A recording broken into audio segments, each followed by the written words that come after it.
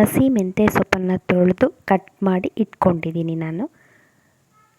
ಅದಕ್ಕೆ ಈರುಳ್ಳಿ 2, ಒಂದು ಸ್ವಲ್ಪ ಖಾರಕ್ಕೆ ಎಷ್ಟು ಬೇಕೋ ಅಷ್ಟು ಮೆಣಸಿನ್ಕಾಯಿ, ಕೊತ್ತಂಬರಿ ಸೊಪ್ಪು, ಸ್ವಲ್ಪ ಕಾಯಿ ಇಷ್ಟಿದ್ರೆ, ಜೊತೆಗೆ ಸ್ವಲ್ಪ ಉಪ್ಪು ಇಷ್ಟಿದ್ರೆ ಮೆಂತ್ಯ ಸೊಪ್ಪೊಂದು ಪಲ್ಯ ದಿಢೀರ್ನೆ ರೆಡಿ ಆಗುತ್ತೆ. ಇದಕ್ಕೆ ಹಸಿ ಸೊಪ್ಪಿಗೆ ಎಲ್ಲ ಹಸಿದೇನೆ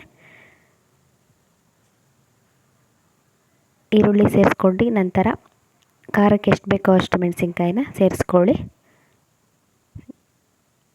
ಸ್ವಲ್ಪ ಕಾಯಿ ತುರಿ ಸ್ವಲ್ಪ ಜಾಸ್ತಿ ಇದ್ರೇ ಚೆನ್ನಾಗಿರುತ್ತೆ. ಅದ್ರ ಜೊತೆಗೆ ನೆಕ್ಸ್ಟು ಕೊತ್ತಂಬರಿ ಸೊಪ್ಪನ್ನ ಹಾಕಿದ್ರೆ ಹಸಿ ಮೆಂತ್ಯ ಪಲ್ಯ ರೆಡಿ ಆಗುತ್ತೆ. ಚಪಾತಿ ಜೊತೆಗೆ ತುಂಬಾ ಚೆನ್ನಾಗಿರುತ್ತೆ. ಇದು ಡೈಜೆಷನ್ಗೆ ಮತ್ತು ಕಣ್ಣಿಗೆ ಒಳ್ಳೆಯದು. ಜೊತೆಗೆ ಎಷ್ಟು ಬೇಕೋ ಅಷ್ಟು ಉಪ್ಪನ್ನು ಸೇರಿಸ್ಕೊಳ್ಳಿ. ಸೇರಿಸಿ ಕಲಿಸ್ಕೊಂಡ್ರೆ ಹಸಿ ಮೆಂತ್ಯ ಸೊಪ್ಪಿನ ಪಲ್ಯ ರೆಡಿಯಾಗುತ್ತೆ. ಚಪಾತಿ ಜೊತೆಗಂತೂ ತುಂಬಾ ಒಳ್ಳೆ ಕಾಂಬಿನೇಷನ್ನು. Thank you.